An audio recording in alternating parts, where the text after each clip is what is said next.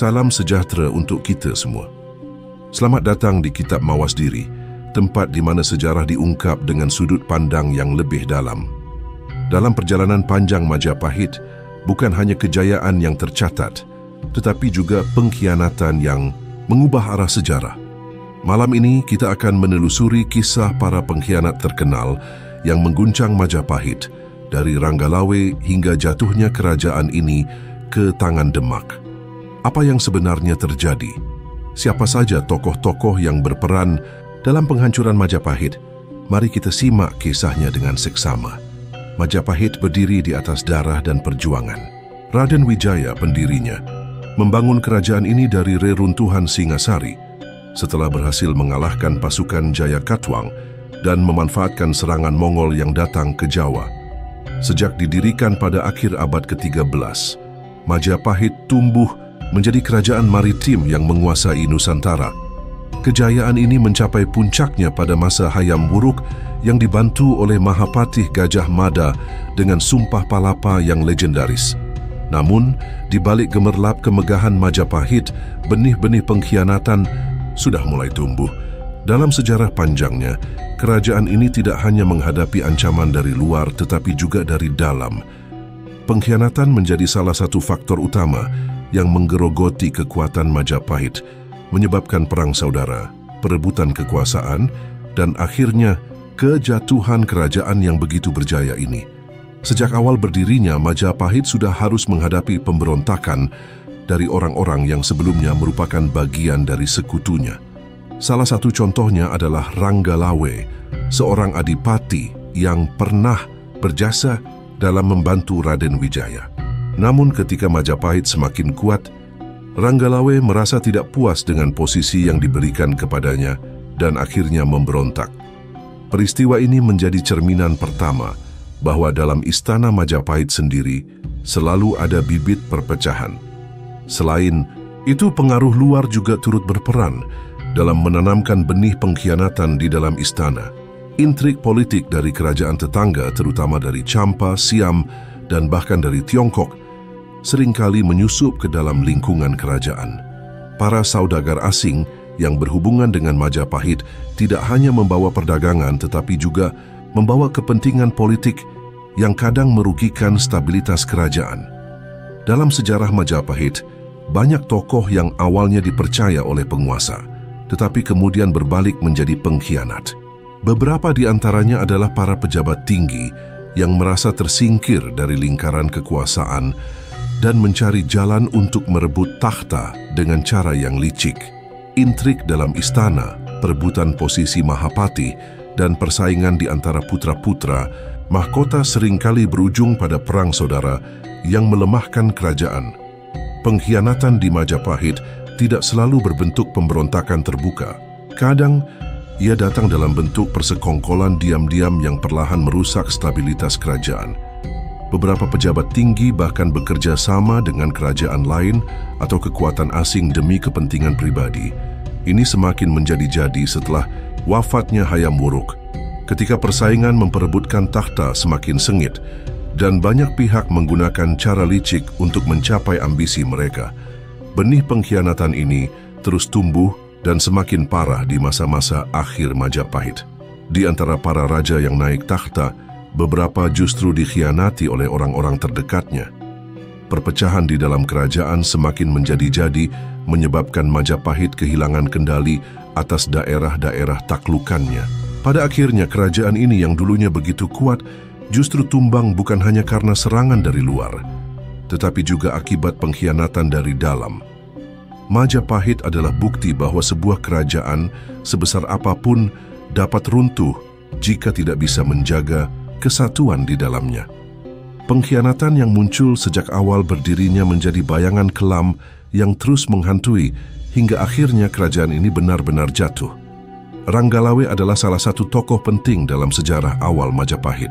Ia dikenal sebagai seorang ksatria pemberani yang berasal dari Tuban, daerah pesisir utara Jawa, yang kemudian menjadi salah satu pelabuhan utama kerajaan. Sejak awal, Ranggalawe menunjukkan kesetiaannya kepada Raden Wijaya, bahkan turut membantu dalam perjuangan melawan Jayakatwang dari Kediri. Berkat jasa-jasanya, setelah Majapahit berdiri pada akhir abad ke-13, Ranggalawe diangkat sebagai Adipati Tuban dan menjadi salah satu pemuka kerajaan yang disegani. Namun meskipun setia kepada Raden Wijaya, Ranggalawe merasa kecewa terhadap struktur pemerintahan yang dibentuk setelah Majapahit berdiri. Ia tidak setuju dengan keputusan Raden Wijaya yang mengangkat Nambi sebagai Mahapati. Menurutnya, jabatan tersebut lebih pantas diberikan kepada Lembu Sora, seorang tokoh lain yang juga berjasa besar dalam mendirikan Majapahit. Kekecewaan ini semakin membesar dan berubah menjadi amarah ketika permintaannya untuk mengganti Mahapati tidak didengar oleh raja. Ranggalawe adalah seorang ksatria yang berjiwa besar, tetapi ia juga memiliki sifat yang keras kepala. Dengan penuh keyakinan, ia menghadap Raden Wijaya dan menyampaikan ketidakpuasannya. Namun, sang raja tetap mempertahankan keputusan untuk mengangkat Nambi sebagai Mahapati. Hal ini memicu perasaan kecewa yang mendalam dalam diri Ranggalawe. Baginya, keputusan ini bukan hanya tidak adil, tetapi juga menunjukkan bahwa pengaruhnya dalam pemerintahan semakin berkurang. Dari rasa kecewa inilah lahir bibit pemberontakan. Ranggalawe kemudian mengumpulkan pasukannya dan bergerak melawan Nambi. Ia menganggap bahwa keputusan Raden Wijaya telah dipengaruhi oleh para penasihat istana yang tidak memahami betul siapa yang paling pantas untuk menduduki jabatan Mahapati. Dengan pasukannya, Ranggalawe melancarkan serangan ke pusat kekuasaan Majapahit. Namun, pemberontakan ini tidak berlangsung lama. Pasukan kerajaan yang dipimpin oleh Nambi dan dibantu oleh Lembu Sora berhasil memukul mundur pasukan Ranggalawe. Dalam pertempuran sengit di tepi sungai Tambak Beras, Ranggalawe akhirnya gugur. Ia bertarung dengan gagah berani hingga napas terakhirnya, tetapi takdir berkata lain. Yang tragis, kematiannya tidak hanya menjadi akhir dari satu pemberontakan, tetapi juga awal dari perpecahan di antara para bangsawan Majapahit. Lembu Sora, yang sebenarnya adalah sekutu dekat Ranggalawe, merasa bersalah atas kematiannya. Ia menyimpan dendam terhadap Mahapati Nambi dan mulai merancang balas dendamnya sendiri, yang pada akhirnya juga akan berujung pada pengkhianatan lainnya dalam sejarah Majapahit. Pemberontakan Ranggalawe menjadi pelajaran bahwa di dalam istana Majapahit sendiri, tidak semua orang memiliki pandangan yang sama tentang kepemimpinan. Meskipun ia seorang ksatria yang berjasa dalam mendirikan kerajaan, rasa kecewa dan ambisi politik membuatnya berubah menjadi seorang pemberontak. Pengkhianatan ini, meskipun berasal dari ketidakpuasan pribadi, menunjukkan betapa rapuhnya kesatuan di dalam kerajaan yang masih muda. Kejatuhan Ranggalawe adalah awal dari rangkaian konflik yang akan terus menggerogoti Majapahit di masa-masa mendatang. Mahapati adalah salah satu tokoh paling licik dalam sejarah Majapahit. Ia bukan seorang ksatria yang bertempur di medan perang, tetapi seorang penasihat yang piawai dalam mengatur siasat dan tipu daya. Dengan kecerdikannya, ia berhasil menyingkirkan lawan-lawan politiknya tanpa harus menghunuskan pedang. Salah satu korban terbesar dari kelicikan Mahapati adalah Nambi Mahapati Majapahit yang setia kepada raja tetapi akhirnya harus mengalami nasib tragis akibat pengkhianatan. Setelah pemberontakan Ranggalawe berakhir, Nambi menjadi salah satu tokoh paling berpengaruh di Majapahit. Sebagai Mahapati, ia memiliki wewenang besar dalam pemerintahan dan menjadi tangan kanan raja. Namun, kekuasaannya ini justru membuat banyak pihak merasa tidak senang, terutama Mahapati yang sejak lama mengincar posisi tinggi di dalam istana. Mahapati sadar bahwa selama Nambi masih berkuasa, ia tidak akan bisa meraih ambisinya. Maka ia mulai merancang strategi untuk menyingkirkan Nambi dengan cara yang halus, namun mematikan. Mahapati menggunakan taktik adu domba. Ia mulai menyebarkan desas-desus di dalam istana bahwa Nambi memiliki ambisi untuk merebut takhta Majapahit.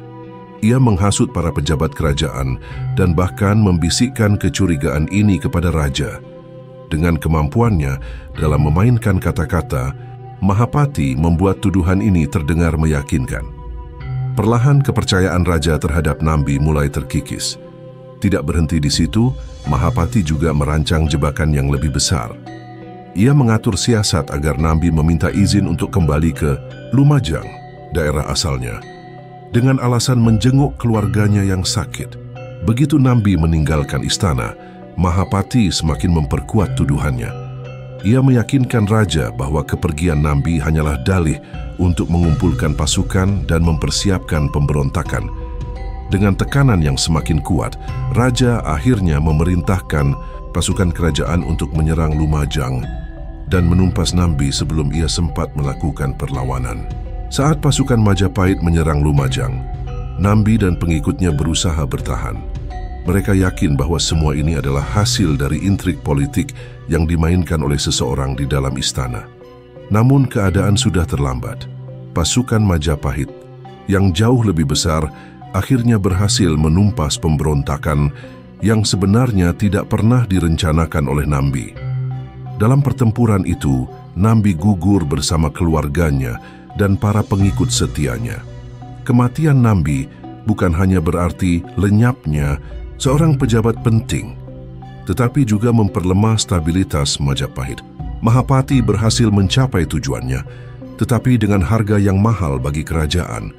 Dengan menyingkirkan Nambi, Mahapati membuka pintu bagi lebih banyak intrik dan pengkhianatan di dalam istana. Struktur pemerintahan menjadi semakin rapuh dan rasa saling curiga di antara para bangsawan semakin meningkat. Pengkhianatan Mahapati terhadap Nambi menjadi salah satu contoh bagaimana tipu daya politik bisa lebih berbahaya daripada serangan musuh di medan perang. Majapahit, yang seharusnya memperkuat diri setelah melewati pemberontakan Ranggalawe, justru semakin terpecah akibat intrik yang dimainkan oleh orang-orang di dalam istana. Kejatuhan Nambi menjadi pertanda bahwa pengkhianatan tidak akan berhenti di situ, tetapi akan terus berulang dan menggerogoti Majapahit hingga akhirnya kerajaan ini runtuh. Rakuti adalah salah satu pengkhianat terbesar dalam sejarah Majapahit. Ia adalah seorang pejabat kerajaan yang pernah dipercaya oleh Raja Jayanegara, tetapi ambisinya yang besar membuatnya berkhianat dan memimpin pemberontakan yang hampir menghancurkan takhta Majapahit. Kudeta yang dipimpin Rakuti menjadi salah satu momen paling berbahaya bagi kerajaan karena untuk pertama kalinya, Raja Majapahit benar-benar kehilangan kendali atas istana dan nyaris terbunuh. Jayanegara adalah putra Raden Wijaya dan menjadi Raja Majapahit setelah ayahnya wafat. Namun pemerintahannya tidak berjalan mulus. Ia dikenal sebagai raja yang lemah dan sering bertindak sewenang-wenang terhadap rakyatnya, bahkan terhadap keluarga bangsawan di istana. Akibat kebijakan dan perilakunya yang kurang bijaksana, banyak pejabat kerajaan mulai kehilangan kesetiaan kepadanya, termasuk Rakuti. Rakuti adalah seorang bekel, semacam pejabat tinggi dalam struktur pemerintahan Majapahit. Ia berhasil menggalang kekuatan bersama beberapa pejabat lain yang juga tidak puas dengan pemerintahan Jayanegara. Dengan dukungan mereka, Rakuti mulai menyusun rencana pemberontakan secara diam-diam. Ia menggunakan strategi yang licik, yaitu menyebarkan fitnah bahwa Jayanegara berencana menyingkirkan para pejabat yang setia kepada kerajaan. Fitnah ini membuat banyak orang mulai berpihak kepada Rakuti. Setelah kekuatannya cukup besar, Rakuti melancarkan pemberontakan terbuka. Ia memimpin pasukannya menyerbu ibu kota Majapahit dan berhasil merebut istana. Jayanegara yang tidak siap menghadapi serangan sebesar ini terpaksa melarikan diri. Dalam situasi yang kacau, banyak pejabat kerajaan yang memilih berpihak kepada Rakuti membuatnya semakin kuat. Untuk pertama kalinya dalam sejarah Majapahit, seorang pemberontak berhasil menduduki takhta dan menguasai ibu kota. Namun, kekuasaan Rakuti tidak bertahan lama. Di saat kerajaan berada dalam kekacauan, seorang ksatria muda bernama Gajah Mada muncul sebagai pahlawan. Gajah Mada saat itu masih bertugas sebagai seorang anggota pasukan Bhayangkara, pengawal kerajaan yang setia kepada Jayanegara. Ia tidak tinggal diam melihat pengkhianatan ini. Dengan siasat cerdik, Gajah Mada berhasil membawa Jayanegara ke tempat persembunyian yang aman, lalu mulai menyusun strategi untuk merebut kembali Majapahit. Gajah Mada tidak langsung menyerang balik, tetapi menggalang kekuatan dengan diam-diam. Ia meyakinkan pasukan yang masih setia kepada raja untuk bersatu dan menunggu saat yang tepat. Ketika pasukan Rakuti mulai lengah, Gajah Mada melancarkan serangan mendadak. Pertempuran sengit terjadi, tetapi keberanian dan strategi Gajah Mada membuat pasukan pemberontak terpukul mundur. Rakuti akhirnya tewas dalam pertempuran itu dan Majapahit kembali berada di tangan Jayanegara. Pemberontakan Rakuti meninggalkan dampak besar bagi Majapahit. Kudeta ini menunjukkan betapa rapuhnya kekuasaan Jayanegara dan betapa mudahnya pengkhianatan muncul di dalam istana. Namun, dari kekacauan ini juga lahir seorang tokoh besar. Keberhasilan Gajah Mada dalam mengalahkan Rakuti membuat namanya semakin dikenal sebagai seorang pemimpin militer yang cakap, yang kelak akan membawa Majapahit menuju puncak kejayaannya. Perang Paregreg adalah salah satu peristiwa paling berdarah dalam sejarah Majapahit. Perang saudara yang memperlemah kerajaan hingga akhirnya mengalami kemunduran. Konflik ini dipicu oleh Bre Wirabhumi, seorang bangsawan yang merasa berhak atas takhta Majapahit dan memilih jalan pemberontakan untuk merebutnya dari Wikramawardhana. Perang ini tidak hanya menyebabkan pertumpahan darah, tetapi juga membuka celah bagi kekuatan luar untuk semakin melemahkan Majapahit. Bre Wirabhumi adalah putra dari Selir Hayam Wuruk. Meskipun memiliki darah kerajaan, ia tidak diangkat sebagai penerus resmi karena tahta jatuh ke tangan putri, Mahkota Kusumawardhani, yang kemudian menikah dengan Wikramawardhana. Merasa terpinggirkan, Bre Wirabhumi mulai membangun kekuatannya sendiri di daerah timur Majapahit. Ia mendapatkan banyak dukungan dari pejabat dan prajurit yang tidak puas dengan pemerintahan pusat. Ketegangan antara dua kubu ini semakin meningkat dan akhirnya meledak menjadi perang terbuka. Perang Paregreg dimulai ketika pasukan Bre Wirabhumi menyerang wilayah yang dikuasai oleh Wikramawardhana. Pertempuran berkecamuk selama bertahun-tahun dengan kedua belah pihak mengalami kemenangan dan kekalahan yang silih berganti. Namun, karena Majapahit terpecah, perang ini justru melemahkan kerajaan secara keseluruhan. Sumber daya yang seharusnya digunakan untuk mempertahankan kerajaan dari ancaman luar justru terkuras untuk perang saudara. Pada akhirnya, pasukan Wikramawardhana berhasil mendesak Bre Wirabhumi hingga ke benteng pertahanannya yang terakhir. Dalam pertempuran akhir, Bre Wirabhumi tertangkap dan dieksekusi. Kepalanya dipenggal dan dikirim ke istana sebagai bukti kemenangan Wikramawardhana. Namun, meskipun perang ini dimenangkan oleh pihak penguasa resmi, dampaknya sangat menghancurkan. Perang Paregreg bukan hanya menyebabkan kehancuran di dalam negeri, tetapi juga membuat Majapahit kehilangan pengaruhnya di luar Jawa. Banyak daerah taklukan yang dulunya setia kepada Majapahit mulai melepaskan diri karena melihat kelemahan kerajaan. Bahkan, Kesultanan Malaka yang sebelumnya tunduk kepada Majapahit mulai berkembang menjadi kekuatan baru yang mengancam hegemoni kerajaan. Selain itu, perang saudara ini juga memunculkan bibit perpecahan yang lebih dalam. Banyak pejabat dan prajurit yang dulunya setia mulai kehilangan kepercayaan terhadap pemerintahan Majapahit. Para pedagang yang bergantung pada stabilitas kerajaan untuk berdagang pun mulai mencari perlindungan di wilayah lain. Secara perlahan, Majapahit tidak lagi menjadi pusat kekuatan besar seperti di masa lalu. Pengkhianatan Bre Wirabhumi bukan sekadar pemberontakan biasa, tetapi sebuah peristiwa yang mengubah jalannya sejarah Majapahit. Ia tidak hanya menyebabkan kehancuran dalam negeri, tetapi juga menjadi titik awal dari kemunduran yang akhirnya membuat Majapahit runtuh. Jika perang ini tidak terjadi, mungkin Majapahit masih memiliki peluang untuk bertahan lebih lama. Namun dengan perpecahan yang terjadi, Majapahit tidak lagi mampu mempertahankan kejayaannya dan mulai jatuh ke dalam bayang-bayang sejarah. Runtuhnya Majapahit bukan hanya karena serangan dari luar, tetapi juga akibat pengkhianatan dari dalam. Salah satu tokoh yang berperan dalam kejatuhan kerajaan ini adalah Dyah Ranawijaya, seorang bangsawan yang mengklaim takhta Majapahit dan akhirnya bekerja sama dengan Kesultanan Demak untuk menjatuhkan Prabu Brawijaya, penguasa terakhir Majapahit. Pada masa pemerintahan Prabu Brawijaya, Majapahit sudah tidak sekuat di masa Hayam Wuruk. Kekacauan akibat perang saudara dan perebutan kekuasaan telah melemahkan kerajaan secara signifikan. Banyak wilayah yang dulunya tunduk kepada Majapahit mulai melepaskan diri, dan pengaruh Islam yang berkembang di pesisir utara Jawa semakin menggerogoti dominasi Hindu-Buddha di Nusantara. Dyah Ranawijaya adalah penguasa Kediri yang mengklaim dirinya sebagai penerus sah Majapahit.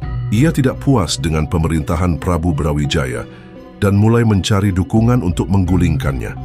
Dalam perjalanannya, ia menjalin hubungan dengan Kesultanan Demak yang saat itu dipimpin oleh Raden Patah. Dyah Ranawijaya dan Demak memiliki kepentingan yang sama, mengakhiri Majapahit dan menggantinya dengan kekuasaan baru yang lebih berpihak kepada Islam. Pengkhianatan ini semakin nyata ketika pasukan Demak mulai menyerang pusat kekuasaan Majapahit. Banyak bangsawan dan pejabat istana yang sebelumnya setia kepada Prabu Brawijaya justru beralih mendukung Dyah Ranawijaya. Bahkan ada yang membuka gerbang pertahanan untuk memudahkan pasukan Demak menyerbu ibu kota. Prabu Brawijaya yang semakin terdesak akhirnya melarikan diri ke daerah pedalaman. Ada berbagai versi mengenai nasibnya setelah Majapahit runtuh.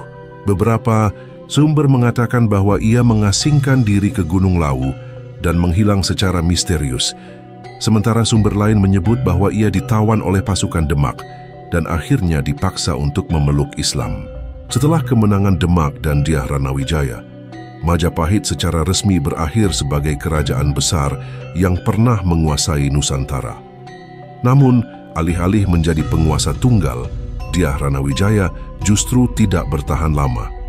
Ia kemudian dikalahkan oleh Demak dan Kediri menjadi bagian dari wilayah kekuasaan Kesultanan Islam pertama di Jawa tersebut. Pengkhianatan Dyah Ranawijaya menjadi salah satu titik balik dalam sejarah Nusantara. Ia bukan hanya mengkhianati Prabu Brawijaya, tetapi juga mengakhiri era Majapahit yang telah bertahan selama lebih dari 2 abad. Apa yang dulunya merupakan kerajaan maritim terbesar di Asia Tenggara, kini hanya tinggal kenangan dalam catatan sejarah. Keputusan Dyah Ranawijaya untuk bekerja sama dengan Demak mungkin memberinya keuntungan sesaat, tetapi dalam jangka panjang, ia juga tersingkir oleh kekuatan yang lebih besar. Ini menjadi pelajaran bahwa dalam sejarah, pengkhianatan seringkali berakhir dengan kehancuran. Bukan hanya bagi yang dikhianati, tetapi juga bagi sang pengkhianat sendiri. Jatuhnya Majapahit ke tangan Demak bukan hanya karena kekuatan militer, tetapi juga karena strategi politik dan pengkhianatan dari dalam. Salah satu tokoh penting dalam proses ini adalah Sunan Kudus, seorang wali yang dikenal tidak hanya sebagai ulama, tetapi juga sebagai ahli strategi. Kesultanan Demak yang dipimpin oleh Raden Patah memiliki ambisi besar untuk mengakhiri Majapahit dan menggantinya dengan pemerintahan Islam. Sunan Kudus memainkan peran penting dalam merancang strategi perang dan propaganda untuk melemahkan Majapahit dari dalam. Ia dikenal sebagai seorang diplomat ulung yang mampu meyakinkan banyak bangsawan Majapahit untuk berpihak pada Demak. Salah satu taktik yang digunakan adalah menyebarkan ajaran Islam secara luas di wilayah yang masih berada di bawah pengaruh Majapahit. Dengan bertambahnya jumlah pengikut Islam, kesetiaan masyarakat terhadap Majapahit semakin berkurang. Banyak pejabat dan panglima perang Majapahit yang diam-diam berpihak pada Demak, sehingga ketika serangan besar dilakukan, pertahanan kerajaan menjadi lemah. Pada akhirnya, Majapahit mengalami kejatuhan yang tidak dapat dihindari. Pasukan Demak yang dibantu oleh para pengkhianat dari dalam istana berhasil menembus pertahanan dan mengakhiri kejayaan Majapahit. Prabu Brawijaya melarikan diri dan era baru di Nusantara dimulai di bawah kekuasaan Kesultanan Demak. Peran Sunan Kudus dalam strategi ini menunjukkan bahwa kejatuhan Majapahit bukan sekadar akibat perang, tetapi juga akibat pengkhianatan dan perubahan zaman yang tak terelakkan. Pengkhianatan yang terjadi di Majapahit tidak hanya menyebabkan runtuhnya kerajaan tersebut, tetapi juga meninggalkan jejak panjang dalam sejarah Nusantara. Sejak kejatuhan Majapahit, konflik internal dan perebutan kekuasaan terus menjadi pola yang berulang dalam kerajaan-kerajaan yang muncul setelahnya. Kesultanan Demak yang menggantikan Majapahit pun tidak terbebas dari pengkhianatan. Setelah wafatnya Raden Patah, terjadi perselisihan antara penerusnya yang akhirnya mengakibatkan perebutan takhta dan melemahkan Demak sendiri. Begitu pula dengan Mataram Islam yang mengalami banyak konflik internal akibat perseteruan antara keluarga kerajaan dan para bangsawan. Pelajaran dari kejatuhan Majapahit menunjukkan bahwa pengkhianatan seringkali datang dari dalam, bukan hanya dari ancaman luar. Perebutan kekuasaan, ketidakpuasan, dan ambisi pribadi menjadi faktor utama yang melemahkan kerajaan. Tanpa persatuan dan kesetiaan, bahkan kerajaan sebesar Majapahit pun tidak mampu bertahan. Warisan pengkhianatan ini juga bisa dilihat dalam sejarah politik Nusantara, yang terus diwarnai dengan intrik dan perselingkuhan kepentingan. Dari masa kerajaan hingga era kolonial dan modern, perpecahan internal selalu menjadi celah yang dimanfaatkan oleh pihak luar untuk menguasai wilayah ini. Sejarah Majapahit memberi pesan bahwa kejayaan tidak hanya dibangun dengan kekuatan militer dan ekonomi, tetapi juga dengan loyalitas dan kesatuan. Tanpa itu, bahkan kerajaan terkuat pun bisa runtuh oleh pengkhianatan dari orang-orang terdekatnya sendiri. Demikianlah kisah para pengkhianat yang telah mengubah jalannya sejarah Majapahit. Dari konflik internal hingga pengaruh kekuatan luar, pengkhianatan selalu menjadi salah satu faktor terbesar yang menentukan runtuhnya sebuah kerajaan. Sejarah bukan sekadar catatan masa lalu, tetapi juga cermin bagi kita hari ini. Semoga kita dapat mengambil pelajaran dari kisah ini. Jangan lupa untuk tetap mawas diri, karena sejarah selalu memiliki cara untuk berulang. Sampai jumpa di kisah selanjutnya hanya di Kitab Mawas Diri.